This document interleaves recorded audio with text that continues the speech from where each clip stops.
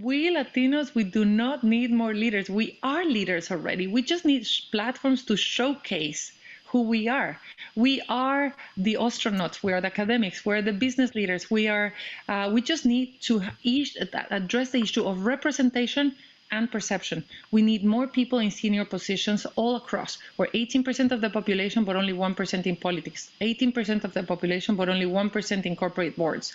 18% of the population and less than 2% CEOs of Fortune 500 companies. So we just need more representation, and we need a perception change. We need to be seen. We need to be seen as who we are, as those astronauts, as the academics, so that we can have role models for our children and so that they can be it as they have seen it.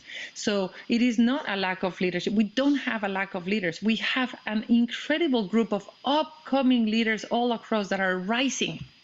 We just need the platforms.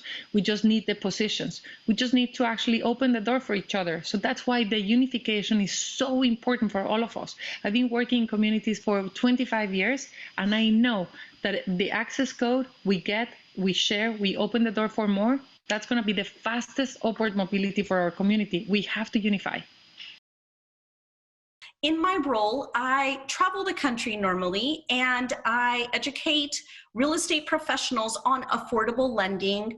I do webinars, I do keynote presentations, and my passion is really to educate home buyers, real estate professionals, basically everybody on the benefits of homeownership. I'm very particular with how I do carry myself. I'm very particular with, certain things about my persona. And I want to make sure that I'm taken very seriously. We as Latinas have to, cut barriers in our industries and in so many career paths that women go through. And, setting yourself apart, being that role model or being that person, that accomplished something, but bring the persona with you. Make sure that you show up the way that you want to be seen.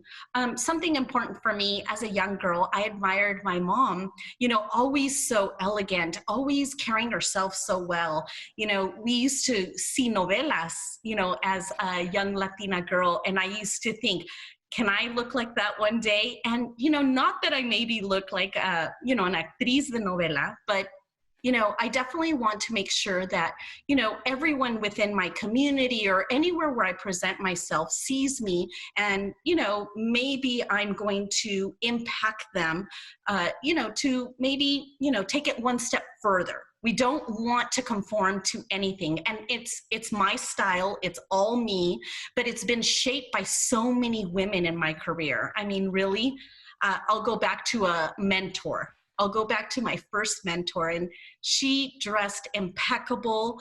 She taught me the nuances of how to carry myself as a woman in a man's industry. And it truly had such an impact on me. And, it starts from a young girl with your mom, and it ends with your boss or, just a girlfriend who you admire and want to emulate. The Mexican American Bar Foundation is a tremendous part of, what keeps me going, what energizes me. It's an organization that is there to serve law students of a Latino background and help them achieve their goals by trying to overcome some of the significant financial obstacles that exist for students. Law school is extremely expensive. It's not getting any cheaper. And so we're there through our scholarship program for the students to try to get them to the finish line. They've worked so hard. They've achieved so much. And really, a lot of people just need a helping hand really to get to the finish line. And so I really hope that that's what the foundation does. And I get so much happiness and hope from my work with the foundation.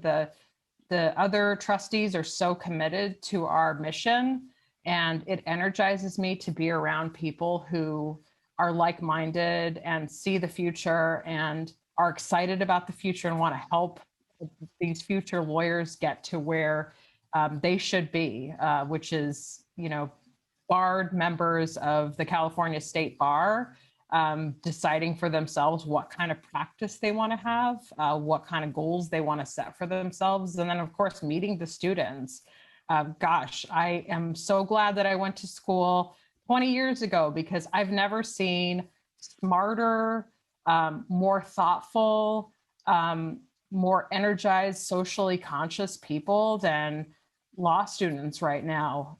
It's really incredible the way that they want to give back.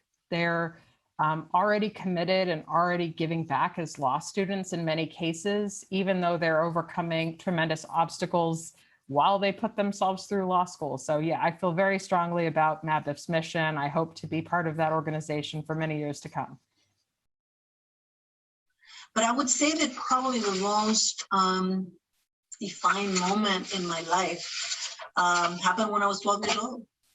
My mom was deported, and I was left home with two younger sisters, a 10-year-old and an 18-month-old. And we, you know, my mom used to come home at around 6:37, and, you know, dinner was made and we were ready to eat, and then we would, you know, do whatever we did as a family. Well, that day nobody showed up. About 1 or 2 in the morning, we got a call, and it was my mother who had been deported. And basically we were told, well, in the morning, take the baby to the neighbor, like you always do, go to school, come back, do what you're supposed to, pick up your sister and do what you're supposed to do, and I'll be there as soon as I can. Well, it took a few weeks. And by the time my mom came back, I had become a strategic planner. I had understood how many hours I needed to sell to make enough money to pay the rent, electricity, phone, and have enough money to take my sisters to the movies on Sunday. I also had planned out my life up to age 30. I knew the names of the 2 children I was going to have, and I had planned out my whole life. I was so good at it that when I turned 30, I spent the entire day crying because I didn't know what I was going to do for the rest of my life. So to me, what that says is I know that I have to take a step back and understand what the future looks like to be able to then plan out for the things that are coming. And I always like to have a plan B. And that makes me probably not very spontaneous, but I think that it defines my need to be disciplined about how we work together, how we make a difference, what are the additional skill sets that we need to be able to move to that next step. And I think in healthcare, it makes a difference. I think in business, it makes a difference. But I also think that it helps us see what else could be, and how do we change the future that we have in front of us if we don't like it.